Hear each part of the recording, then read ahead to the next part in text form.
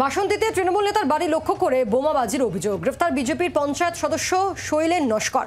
বোমার আঘাতে ভাঙল ঘরের চাল, দরজা, জানলা। রাতের অন্ধকারে বোমা মারা হয়েছে এমনটাই অভিযোগ, এবং এই অভিযোগের পরই পুলিশের বিরুদ্ধে একটা অভিযোগ করছেন স্থানীয় বাসিন্দারা।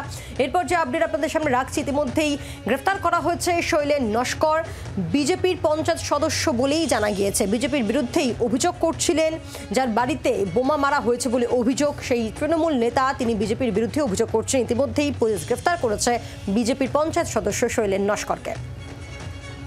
বাসন্তীতে তৃণমূল নেতার বাড়ি লক্ষ্য করে বোমাবাজির অভিযোগ।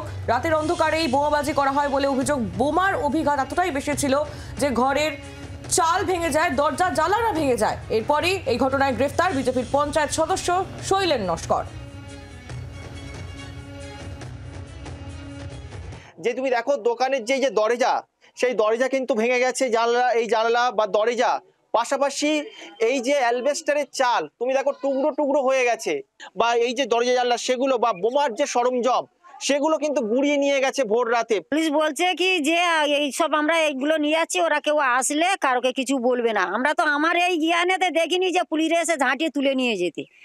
3:20 এসে ওই বম মেরেছে, চাল কেটে ডজনের বম, একটা দাওয়ায় বসিয়ে দিয়ে গেছে। দোকানপাট আমার সব তো পুড়িয়ে বাড়িয়ে দিয়ে গেছে। জেরক্স মেশিনের দোকান, অনলাইনে টাকা তোলা, ভুসি মালের দোকান, ঘর দোর বম মেরে সব নষ্ট করে দিয়ে গেছে। রাতের অন্ধকারে বোমা ফেলে দিয়ে যাচ্ছে, কি হয়েছে আমি কি বলবো। দুষ্কৃতীরা এর আগে আমি গাড়ি করে যাচ্ছিলাম, আমার গাড়িটা ভাঙচুর করে দিল সেই শৈলেন নস্কর। আপনি কোন দায়িত্বে আছেন? আমি বুথ সভাপতি টিএমসি। তা আপনার বাড়ি লক্ষ্য করে কেন বোমা মারছে?